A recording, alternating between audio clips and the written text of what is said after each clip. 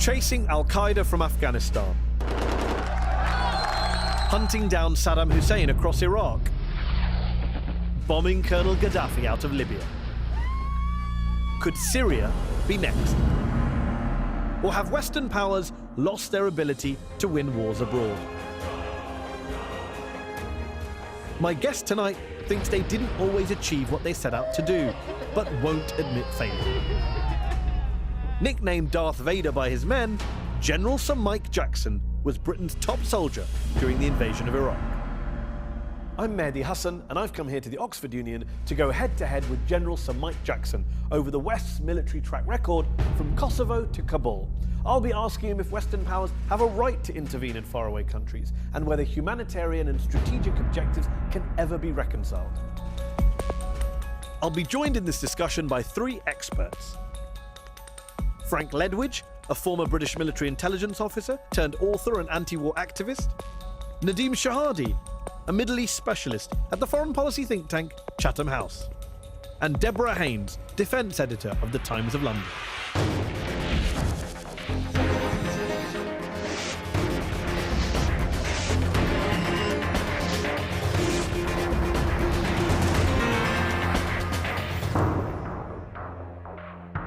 Ladies and gentlemen, our guest tonight, General Sir Mike Jackson.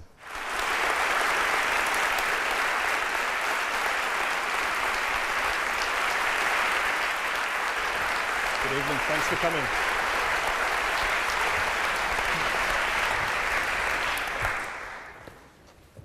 General Jackson, we're talking about some of the big conflicts tonight: Iraq, Afghanistan, Libya, Kosovo. On what basis do you think the West gets to intervene in these places in the first place? By what right? I mean, British and American governments have troops stationed in hundreds of countries across the world, and a lot of people say, why? Who made them the world's policemen? Nobody, other than perhaps circumstance. It's not just the West, but it's fair to say, I think, that only the West has that ability to influence events far from their own shores. I think lying behind your question is, should they be doing this rather than, well, it's always going to be controversial, in some cases more so than others. Just taking your point on strategic deployment, about being able to do this. Yes. Syria is one country which is in a real mess. There's been a great deal of talk about military intervention, whether it's doable, possible. You are one of Britain's best-known generals. If David Cameron, the Prime Minister, came to you and said, Mike Jackson, what should we do in Syria? Is there a military intervention that will work? What would you say to him? Probably not to. Why? Because we are now seeing the sectarian war in the Middle East as between Sunni and Shia.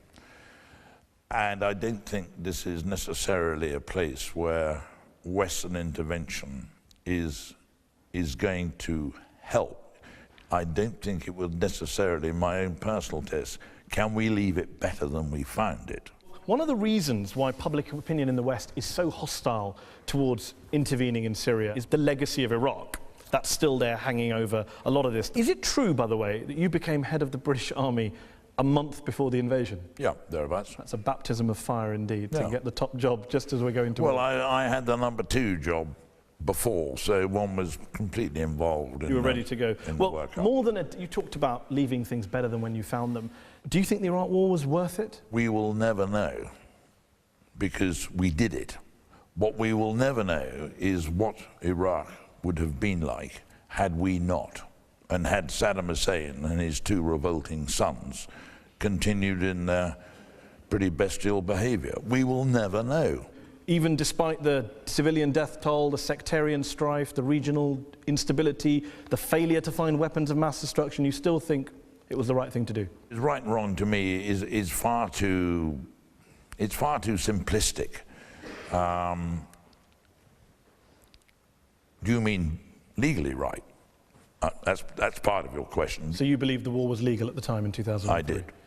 And yet Kofi Annan said it was illegal. The UN Secretary General at the time, yes, the Dutch government inquiry said it was illegal. I'm sure there are many lawyers. International lawyers did say it was illegal. And many said it was the other way. And what was your basis for saying it was legal? I took my own view in the light of, indeed, the Attorney General's second opinion in this country. And if you had come to the conclusion as many others did, that it was illegal, that it was a violation of international law, would you have refused to obey the orders given to you? As a senior officer in the armed forces of a mature democracy such as we are fortunate enough to be in, yes, your job is to give your military advice, is to explain how a political objective might be achieved, wholly perhaps, unlikely, but partly by the use of military force. But if that advice is not taken, or it's overruled, or whatever, your constitutional position is utterly clear. You either bite your lip and get on with it, or you say you'll have to find somebody else to do this. So I'm asking you, would you, had you believed it was illegal, would you have said, I'm not doing this, I'm not having any Had part I of believed this? so, I'd have had no choice. Between 2003, when we went in, and 2011, when British troops pulled out, can you tell me how many Iraqi civilians were killed by British bombs or bullets? I don't think a number can possibly be established. Can you give me an estimate? No. Why not? Because I don't know. Shouldn't you know? I think it's impossible to distinguish who killed whom in a very messy and difficult situation. I don't know. Do you think armies should do body counts? An American general famously said, we don't do body counts. There have been lots of estimates from epidemiologists, academics, the Lancet Medical Journal. Yes, some say 500,000 Iraqis were killed. That's an astonishingly I have no high. idea of the evidence for that. But when you see those numbers, how does that make you feel? Well, I think you're driving at the sort of cost-benefit of intervention and casualties. I don't look at it like that. And it's simply not possible How can to you come out with evaluate this whether rather... a war was a good thing or a bad thing or right or wrong if you don't know how many innocent people died in it? How can I possibly judge overall whether a person in Iraq, an Iraqi, was killed because he was, or she, had taken up arms against the occupying forces, whether it was sectarian, whether it was by accident, and they happen? It is impossible for me to categorize casualties in that way, or I would put you, anybody else. And yet we judge a lot of our enemies, a lot of people we don't like, Bashar al-Assad. We're happy to judge their civilian death tolls. We're happy to count up how many people have died in Syria and here and there, but not our wars. We don't count how many died. You're putting words into my mouth which I have not used. Okay, before we go to our panel, I just want to ask one more question about Iraq, which is the treatment of prisoners, which was a very controversial subject. The abuse, torture of prisoners in US custody and in British custody. Did you know what was going on in Iraq at the time? What you mean is the alleged widespread... No, I didn't say anything about alleged widespread. I said, No, did you know what was going on? So in Iraq, hooding went on. We know that hooding went on, which was banned in the 1970s. That is what lies behind your question. So did you know hooding was going on in Iraq? No, I did not. Did you know that sleep deprivation techniques were being used? No. Why not? Because... Shouldn't you have known as the head of the army what certain people were doing, members of the armed forces? No, Should you have because been I suspect they didn't want it to be known themselves. Any breach of the Geneva Conventions, due process of law must follow.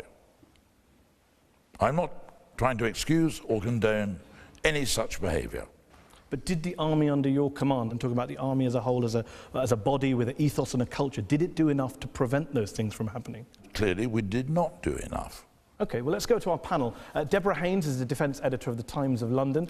She reported from Iraq on the ground for several years. Do you think it's too black and white to judge the Iraq war as a failure or a success, as General Jackson says? I can speak from my perspective. Before the invasion happened, I listened to what our government was saying, and I, just as a human, believed that it was the right thing to do, to go and intervene, to sort of rid this awful dictator and free this country.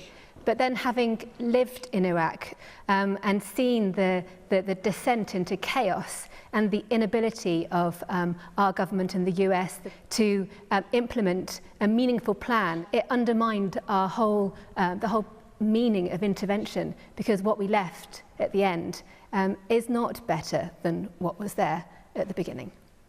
And Nadeem Shahadi, you're an Associate Fellow at the Foreign Policy think tank Chatham House in London. You hail originally from Lebanon. Would it be fair to say that the Iraq war did a great deal of damage to regional stability? I think that a future historian looking at the Iraq invasion will not look at 2003 onwards. one would look at Western policy from 91 onwards, or even from 1980.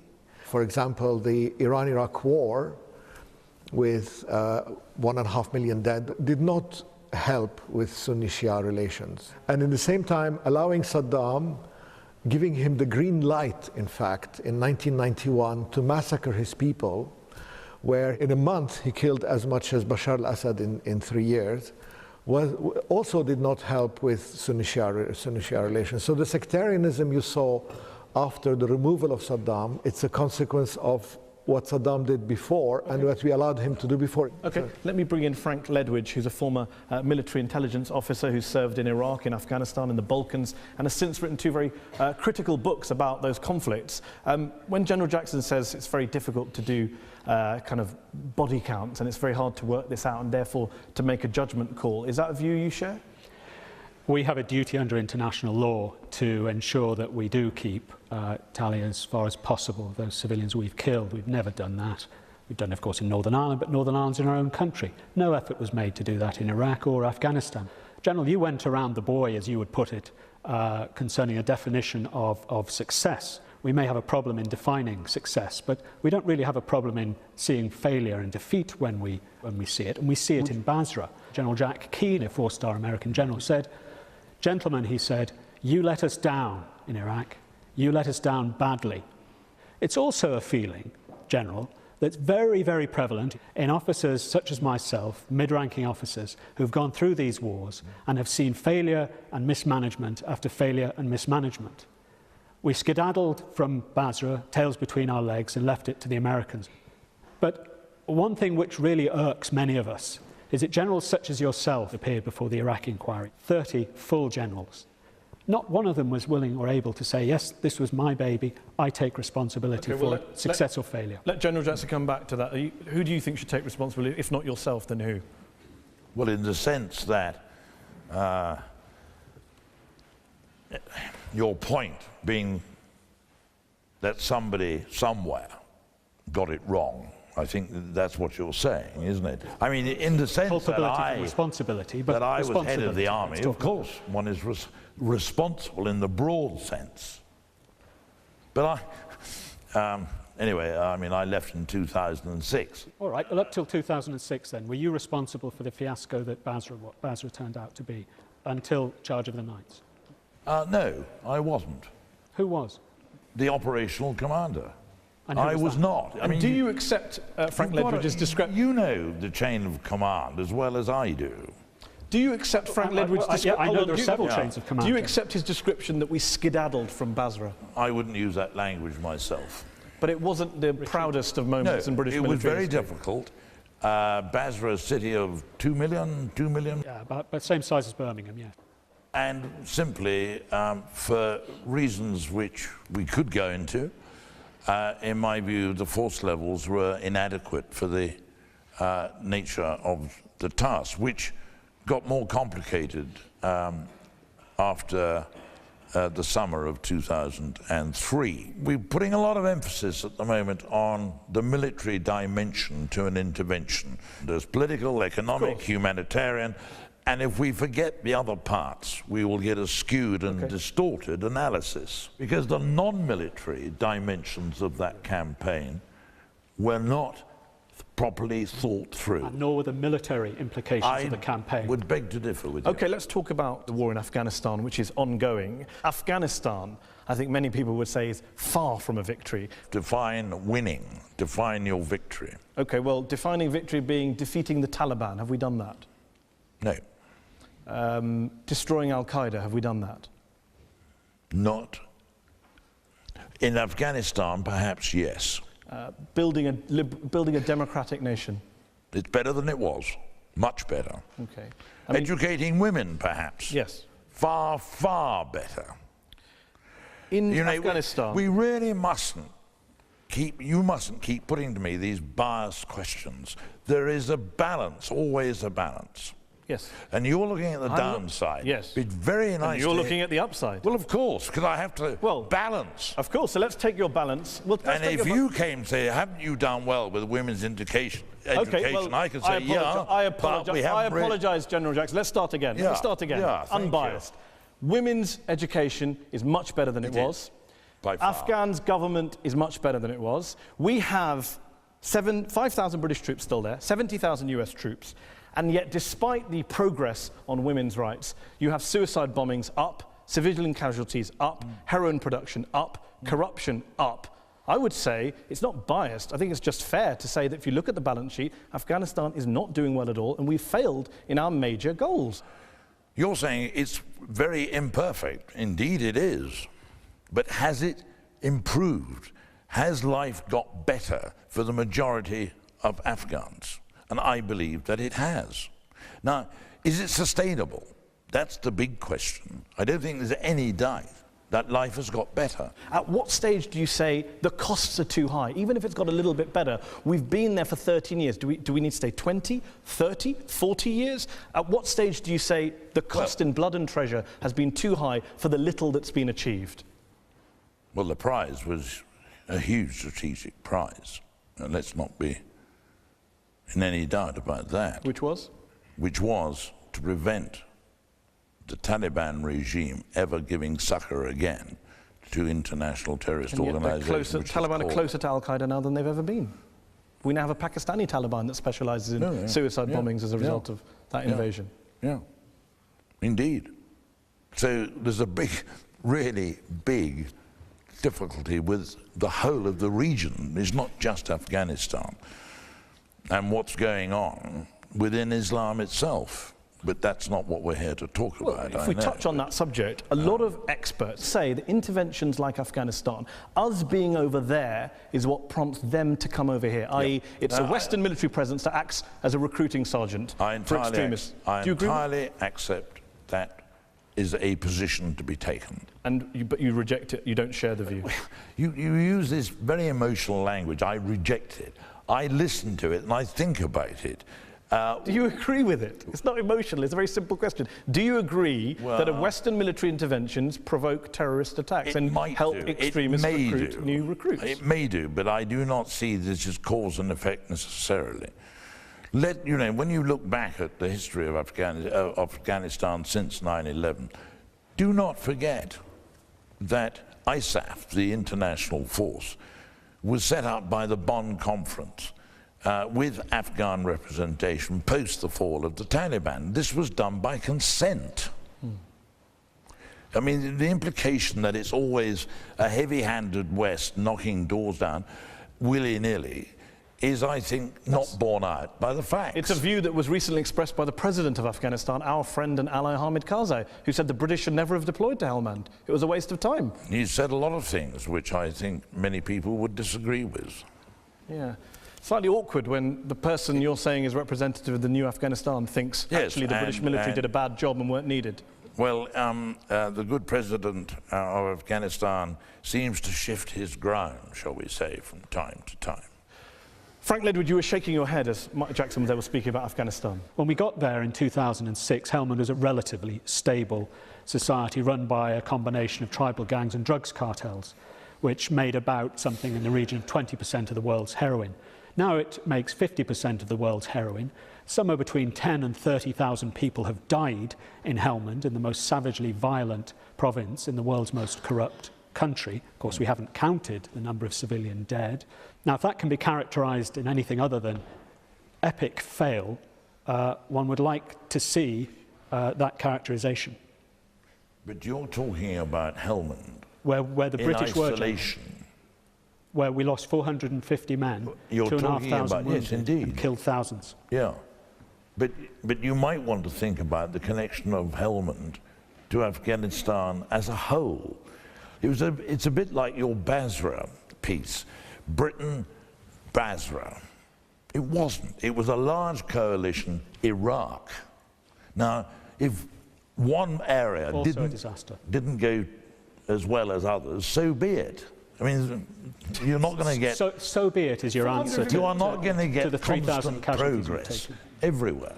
And both Basra and Helmand had particular problems which distinguished them from the rest of the country. When we arrived in Afghanistan... Let me just clarify. Do you think the British military failed in Helmand, the province they went in to secure in 2006? They have failed to produce what we set out to do, which is a secure environment. They have not achieved that. So that's a failure? I'm not going to concede that point. They didn't achieve what they set out to do, but they didn't fail. This seems to be kind of talk. You said let's talk plainly. Let's talk plainly. Yes. Is it not a failure to not achieve what you set out to do, and to lose hundreds of people's lives in the process? I'm not going to accept that it's a complete failure, no. Deborah. So Mike did that was a good concession there of accepting the fact that Helmand, we haven't achieved what we set out to achieve, and that's the strongest I've ever heard you acknowledge that.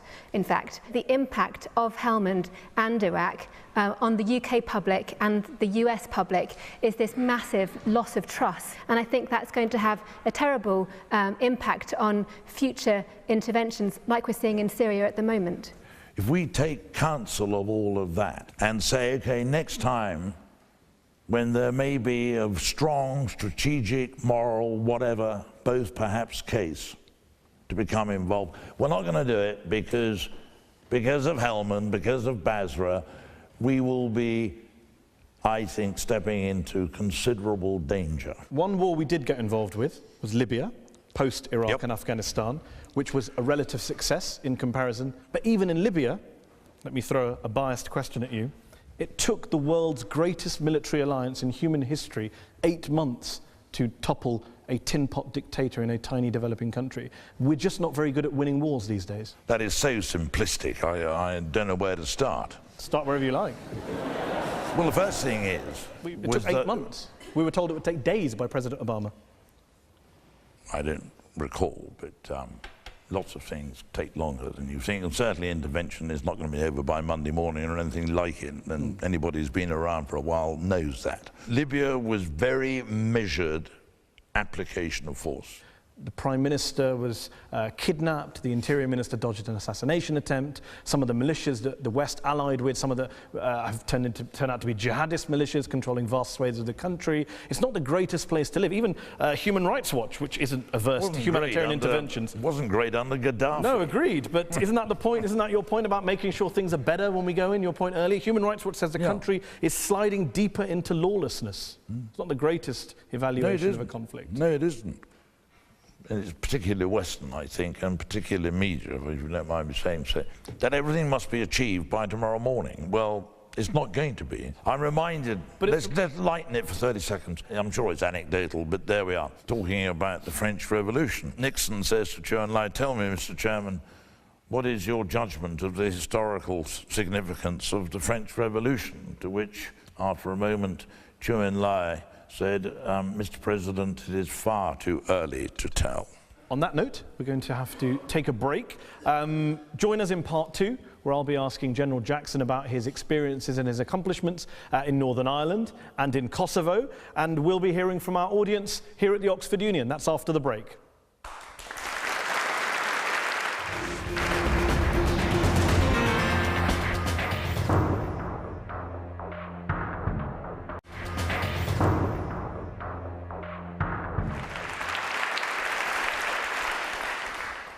Welcome back to Head on Al Jazeera. My guest tonight is General Sir Mike Jackson. We've been talking about Iraq and Afghanistan, Libya. I want to kick off this part of the programme by talking to you about Northern Ireland, the conflict that happened in this country, the so-called Troubles, that lasted around 3 decades. You served 3 tours of duty, I believe, in Northern Ireland. Yeah, 6 years in all. On this programme, sitting in that very chair not long ago, Martin McGuinness, the former IRA commander who's now the Deputy First Minister of Northern Ireland, he said to me, and I quote, he joined because the British Army, an occupying army, came onto the streets of my city and shot citizens dead before the IRA ever engaged in any combat whatsoever. What's your response to him? It is true that the British Army used force, lethal force at times, against citizens in Northern Ireland. Mostly within the law. There are, again, some exceptions to that, which I absolutely abhor. But when you look at the number of basically soldiers, but some airmen and sailors as well, who served in Northern Ireland over those 3+ decades, I think the record is pretty good. And indeed, Martin McGuinness's part of the population, the so-called nationalists, welcomed the arrival of the British Army.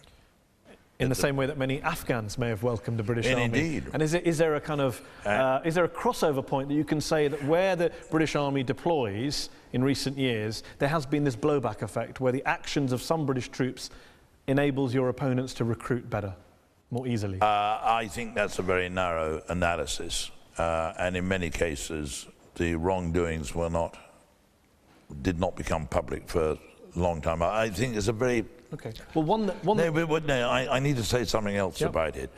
We keep talking about the use of the military as standalone in a vacuum. We've got to do better than that. You and I have got to do better than that. You're referring to the political role as well. The political dimension, the economic dimension, the humanitarian dimension. Well, unless you're a you soldier, understand so I'm asking all about the of military that. dimension. Yeah, I know, but you can't talk about it in isolation. And in an intervention, the politics and the use of force have got to be absolutely hand in hand. Where Northern Ireland is concerned, there were no real politics. You were there in Northern Ireland on the ground in 1972, infamously on Bloody Sunday, when 13 civilians were killed by British paratroops. A few years ago, you offered a quote, fulsome apology to the families of the victims for those killings, but you also said it should be seen in the wider context, a context that you elaborated on, that most of the British troops didn't carry out abuses, that there were provocations. Some people in the nationalist community think that apology didn't go far enough because you added that caveat. It wasn't fulsome. I said what I said, and I stand by it. Would you not give an unconditional apology? I said what I said, and I stand by it. But we've all yeah. moved on, have we not? So Indeed. thank heavens we have the Good Friday Agreement. Everything that went on before is imperfect, inevitably, under great strain at times. But what I'm very proud of is that the British Army, basically, was able to hold a space open for the politics to come good, even though it took so long. You talk about pride. Would it be fair to say that your proudest moment as a soldier was the Kosovo War and the 78-day NATO bombing of Yugoslavia? Would you say that was a success and something that you're very proud of? It was my last time in command in the field, which is really what any soldier worth his salt is wanting to do. And I believe we were able to achieve pretty largely that which was set out to achieve, which was to prevent further abuse of the civilian population by the Serb forces, to return refugees to their home, and to start to build a new Kosovo with a secure environment. NATO still bombed bridges, bombed power stations, bombed television studios with makeup artists inside. Amnesty International accused NATO of committing war crimes during that conflict. Cluster bombs were used. There were some pretty nasty things on our side of the balance sheet. Mistakes were made.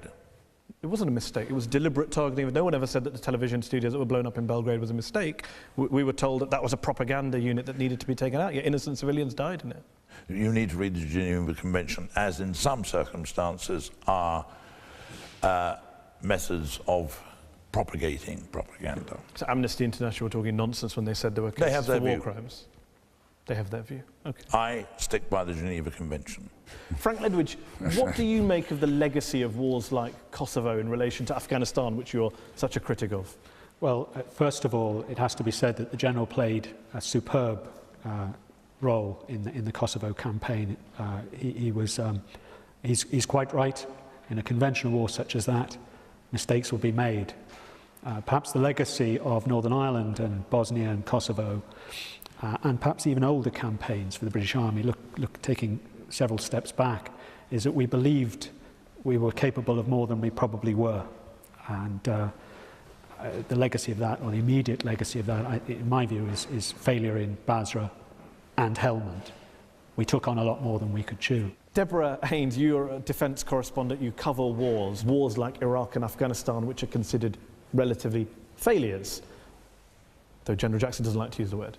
As a reporter who's covering this thing, where do you stand? It feels to me as though the British military is very bad at learning lessons. Who's culpable for failure? You never seem to get that. So my worry is in the future, when you do look back, there aren't going to be those lessons learned that are required in order to have more successes like Kosovo and less failures like Iraq. Nadeem Shahadi, very briefly, and I want to... Yes, acting at a time when it was right to act should not be judged by the outcome. What you have to judge is whether the failure to intervene in such places is also moral. Could we have not intervened in a place like Kosovo? General Jackson, is it true, can I check, did you really tell Wesley Clark, the US general in charge of NATO at the time, and I believe your superior, that when he told you to block off Russian troops at Kosovo airport, you're checking your memoir, a fiver.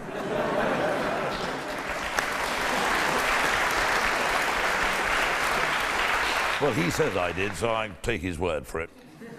And had you blockaded that airport, that runway, do you think we would have been at war with the Russians? I've no idea. Okay. I wasn't prepared to take a risk which had nothing to do with what we were about in Kosovo. It wasn't worth any such risk. You were nicknamed Macho Jacko by the British press. So? Were you pleased? The British press make many misjudgments. That's probably one of them. A few months ago, the former US Defence Secretary Robert Gates said cuts to the British defence budget and our armed forces would limit the UK's ability to play a major role on the world stage and would undermine the UK's quote-unquote special relationship with the United States. Do you share his fears, his concerns? We are heading now for the smallest armed forces we've had since the 30s at least. Is that wise in a troubled, uncertain world where the unexpected is round the corner? I have considerable caution thereby. Does it diminish Britain in the special relationship in the way that Mr. Gates said? You know, I don't think it does, probably. Okay. The nature of the special relationship is as much about the political nature as hard power as well. Let's go to our very patient audience here. Gentleman over here. As an Afghan, I feel really, really bad and hurt that we are forgetting the sacrifices in the suffering of Afghan people. The so-called war on terror 12, 13 years ago, it was nothing to do with Afghanistan. The reason the international community or the US, NATO intervened was because of Osama bin Laden. He was found next door. The Taliban was supported, still supported, and will be supported by next door. Hundreds and thousands of lives have been lost. So I don't know why we intervened. What was the main objectives? And what was the main reason? And why are we leaving now? People like myself, I'm a refugee. At the age of 14, I had to leave my family because of the invasion and occupation of NATO and American forces. Thank you. There is much in that question. No, I mean, the dimensions to it are very considerable and go much wider than Afghanistan. Without doubt, Al-Qaeda were defeated after that first intervention with the Northern Alliance on the ground, but they were not destroyed, and they found succor in Pakistan. So you're right, the question is much wider. Why did we go there in the first place? The narrow reason, since the Taliban regime would not remove Al-Qaeda itself, the narrow reason was to kick the Al-Qaeda out of Afghanistan. But then it grew. It grew rapidly. And why didn't the West just leave then? Because it was deemed that the West having intervened, it should then do what it can to take Afghanistan from an authoritarian and sectarian regime to a modern democracy. And we failed in that objective. It is a great, great challenge. Afghanistan is on the way. We have not failed in the way you insist on putting it so dramatically. We have not yet achieved... I'm confused at your refusal to define failure, and then you say failure is a dramatic word. It's not a dramatic word. No. You set an objective, you don't meet the objective, it's a failure. Violence is up, as I mentioned. We're not leaving behind a less violent country. We're not leaving behind a less peaceful. Behind a much better educated country, for example. You put this in black and white, and I won't have that. Okay, we'll have to agree to disagree on that. Let's go to a question at the back. Lady there in the glasses with her hand up right in the middle to my right. I was wondering if you really want to end the wars, because for me it seems we produce weapons, chemical weapons, we sell those weapons to other countries, such as Syria, and then we go there and say, oh, we are not allowed to use them. So do you see it as kind of responsibility? Again, this is entirely a political question. But feel free to answer it. Yeah, but I know. But I'm not a politician. No. You're just a former head of the army who surely has some views on this. Yes, I don't think, in an uncertain world again, to deny that Britain should ever sell a weapon overseas is frankly naive. What we haven't always got right is to whom we sell them. And I accept that. Okay, let's come back to questions here. Lady here in the front row. Just wait for the microphone to come to you. There's been an absolute lack of leadership, of great leaders coming out of that part of the world. Remove Saddam Hussein, Gaddafi, but where are the leaders? You have to work with what you've got. You can't invent a perfect world. You can't conjure up. Are you a fan of Hamid Karzai? He is what emerged from that process of the Afghan lawyer Jirga immediately after 9/11. Do you think he's a good president?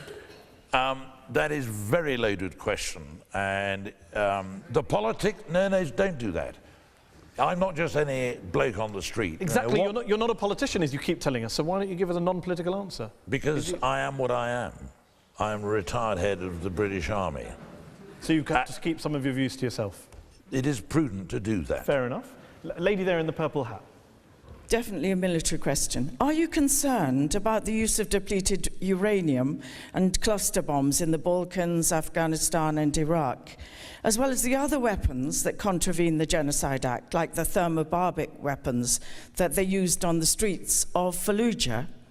And do you think that our use of weapons that impact so heavily on civilian populations might have given the impression to other countries, such as Israel, or even Assad in Syria, that the use of weapons like that is acceptable? You put me onto some quite technical ground. Depleted uranium, to the best of my knowledge, is lawful under the Geneva Convention. I don't think Britain would use any weapon which is forbidden by international law. Well, cluster bombs have been forbidden in the last few years. They've been made illegal, you say? Yes, subsequently. By international treaty. Okay, I wasn't actually aware of that, but if you're implying that we use... They're pretty nasty weapons. They kill a lot of civilians. They are very unpleasant weapons, but they can also be very effective. Sorry, it's a hard old game sometimes, the use of force. But in any event, it seems to me this is historical because they are now... But in Iraq, for example, where we argued about the balance sheet, yes, plenty of studies have been done showing babies being born around Fallujah with all sorts of birth defects, deformities. A lot of American scientists have published articles on this. Does that worry you, that there may be a link to these weapons we use in and around Fallujah? Does it worry me? Phrase the question how you like. Yeah, the use of force. War is a dreadful thing, as anybody who's experienced it knows.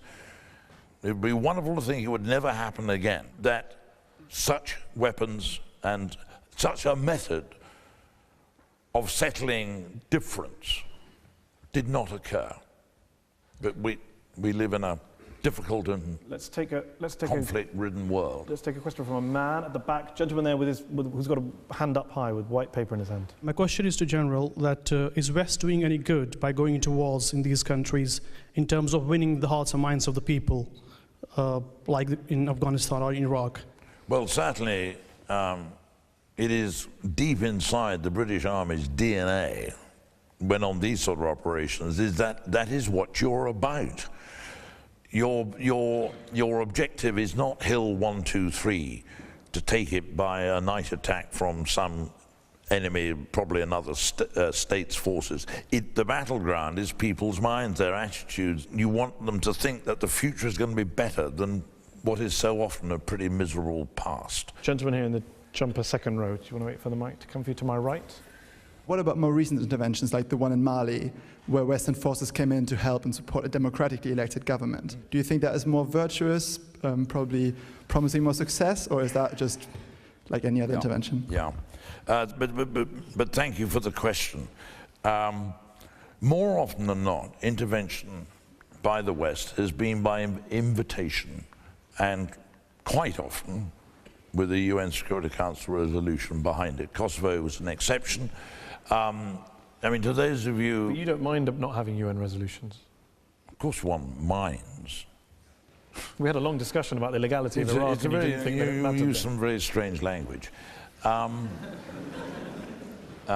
has a care. One wants the best context you can get. But funny old thing, I detect the majority of you in this hall is that Iraq was illegal. I've given you my own reasons for not believing that to be so. Without doubt, you would be very pressed to make any sense of a case that Kosovo was legal, but it was widely deemed to be legitimate. Now, legal and legitimate, ideally, should be one and the same thing, but they are not. Okay, let's go to the gentleman there in the check shirt, just to the third row back on the left. It's been estimated that it will cost approximately a total £100 billion to upgrade Britain's Trident nuclear weapons system. Do you think this is money well spent, given the possibility of a global nuclear weapons ban? Thank you. I'm absolutely hard over on Britain remaining a nuclear weapons state. I dispute the £100 billion, and it depends over how long that is as well. If it's over the full life, which could be 30 to 35 years, that's £3 billion a year. I do not regard the cost argument as really of any weight at all. Why does the UK government get to have nuclear weapons and, say, the Iranian government doesn't? Well, because we chose to so equip ourselves. Why can't they do that? Because governments which are irrational, who have nuclear weapons or who may become irrational, pose a particular threat.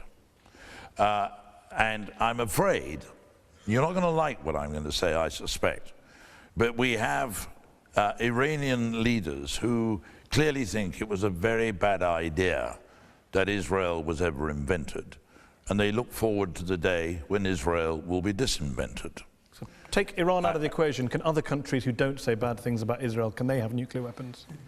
Well, we have the Non-Proliferation Treaty. Whereby we get to have nuclear weapons and that no is one what else the does. treaty set up. Okay, I'm going to take the gentleman there. Do you think that the failure to find weapons of mass destruction in Iraq and the way that certain people like Baha Musa were treated by British soldiers has diminished the credibility of the British Army and of British foreign policy to the public? And if you accept that, what do you think needs to be done for that credibility to be restored? We know that Saddam Hussein had them. We know that he had used them, not only in the Iran-Iraq war, but against his own people in a pretty bestial way. But the intelligence was there that he had continued. Not only had he had them, he continued to have them. We know now that intelligence to be flawed and incorrect. It was not known at the time. When it was clear that there were none to be found after the invasion, I accept that not only Britain's reputation here, but the coalitions took quite a knock. Baha Musa is a source of great shame that British soldiers mistreated prisoners.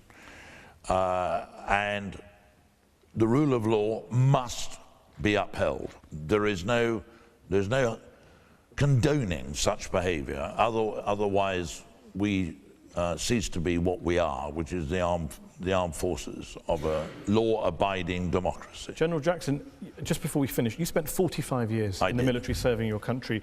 You saw people die in various conflicts, soldiers under your command, enemy soldiers, civilians. How do those deaths affect you as a person?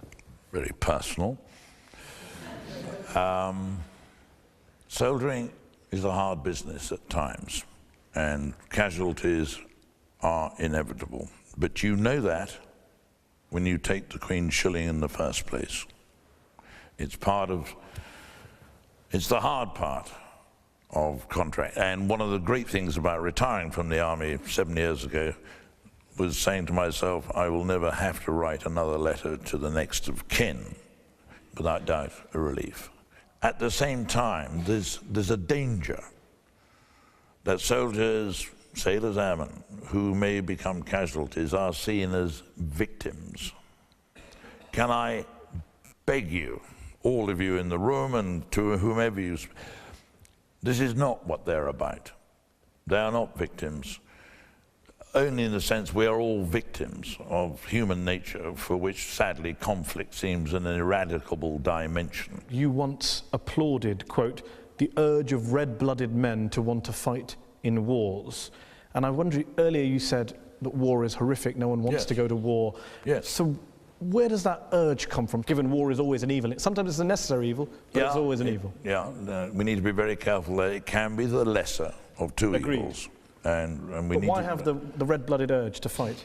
Having fought their first battle, they've had that, dare I say, somewhat youthful enthusiasm tempered by the reality of a battlefield, which is almost inevitably a dangerous, frightening, and unpleasant place. That doesn't mean to say they changed their minds, but they matured, they grow up. They're not for the urge of it, they're doing for the duty, and that's why they joined. On that note, we'll have to leave it there. We've run out of time. Thank you, General Jackson, for joining us this evening. Thanks to our audience here in the Oxford Union, to our panel of experts. Thanks to you all for watching at home. This debate will continue as ever online. Good night.